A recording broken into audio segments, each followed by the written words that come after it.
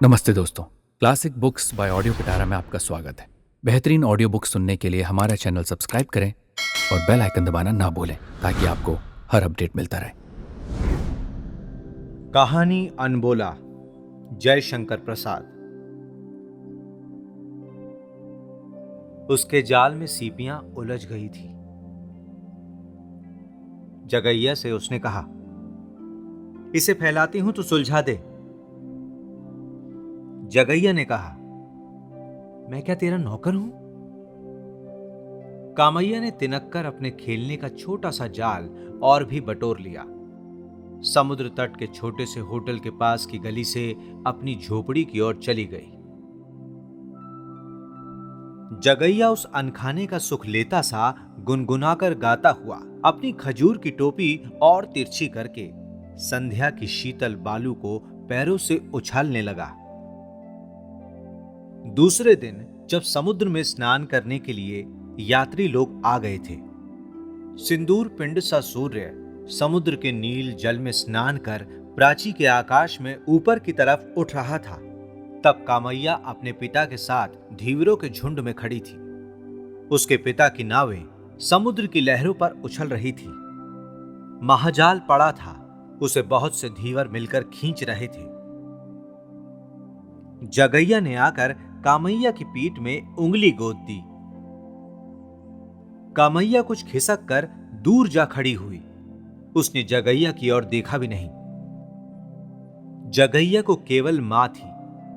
वो कामैया के पिता के यहां लगी लिपटी रहती, अपना पेट पालती थी। वो बेंत की दौरी लिए वहीं खड़ी थी। कामैया की मछलियां ले जाकर बाजार में बेचना उसी का काम था। जगैया नटखट था। वो अपनी मां को वहीं देखकर और हट गया, किंतु कामैया की ओर देखकर उसने मन ही मन कहा, अच्छा।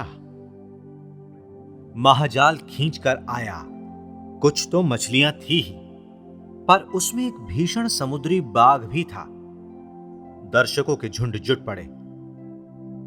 कामैया के पिता से कहा गया उसे जाल में से निकालने के लिए, जिसमें प्रकृति की उस भीषण कारीगरी को लोग भली भांति देख सके। लोभ संवरण ना करके उसने समुद्री बाघ को जाल से निकाला। एक खूंटे से उसकी पूंछ बांध दी गई। जगैया की मां अपना काम करने की धुन में जाल में मछलियां पकड़कर दौरी में रख रही थी। समुद्री बाघ बालू की विस्तृत बेला में एक बार उछला। जगैया की माता का हाथ उसके मुंह में चला गया। कोलाहल मचा, पर बेकार। बेचारी का एक हाथ वो चबा गया। दर्शक लोग चले गए। जगैया अपनी मूर्छित माता को उठाकर झोपड़ी में जब ले चला, तब उसके मन में कामैया के पिता के लिए असीम क्रोध और दर्शकों के लिए घोर प्रतिहिंसा उद्वेलित हो रही थी। कामैया की आंखों से आंसू बह रहे थे, तब भी वो बोली नहीं। कई सप्ताह से महाजाल में मछलियां नहीं के बराबर फंस रही थी। चावलों की बोझाई तो बंद थी ही, नावें बेकार पड़ी रहती थी। मछलियों का व्यवसाय चल रहा था, वो भी डामाडोल हो रहा था।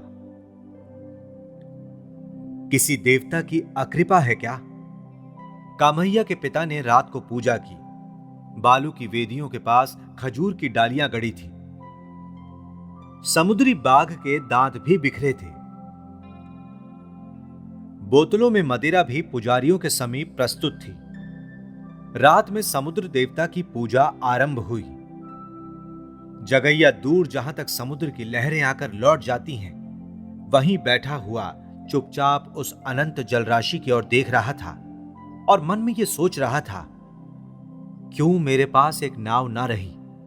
मैं कितनी मछलियां पकड़ता, फिर मेरी माता को इतना कष्ट क्यों होता? लेकिन वो तो मर रही है मेरे लिए इसी अंधकार सा दारिद्र्य छोड़कर। तब भी देखें भाग्य देवता क्या करते हैं। इसी रगैया की मजूरी करने से तो वो मर रही है। उसके क्रोध का उद्वेग समुद्र सा गर्जन करने लगा।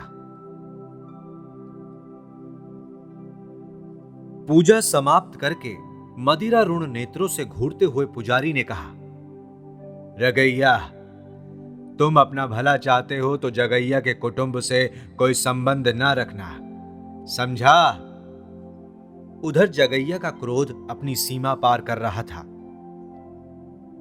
उसकी इच्छा होती थी कि वो रगैया का जाके गला घोंट दे, किंतु वो था तो निर्बल बालक। उसके सामने से जैसे लहरें लौट जाती थी, उसी तरह उसका क्रोध मूर्छित होकर गिरता सा प्रत्यावर्तन करने लगा।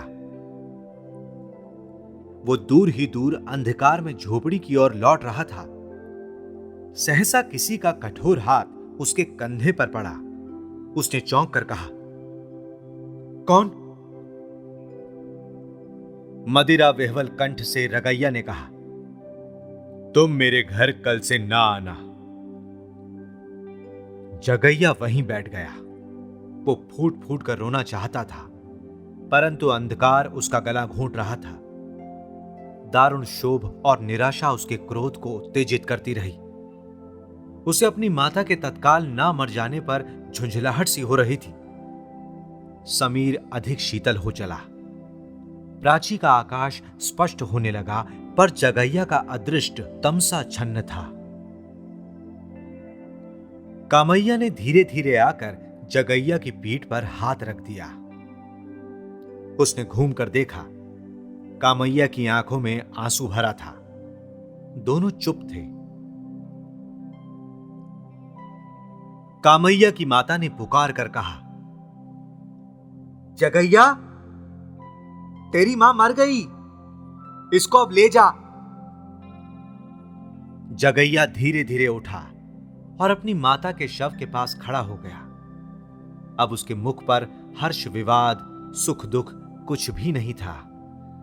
उससे कोई बोलता ना था और वो भी किसी से बोलना नहीं चाहता था। किंतु कामैया भीतर ही भीतर फूट फूट कर रो रही थी। पर वो बोले कैसे? उसे तो अनबोला था ना। दोस्तों, आपको ये कहानी कैसी लगी हमें ज़रूर बताइएगा। लाइक और कमेंट कीजिए और अपने दोस्तों के साथ ये कहानी ज़रूर शेयर कीजिए। Thank you so much.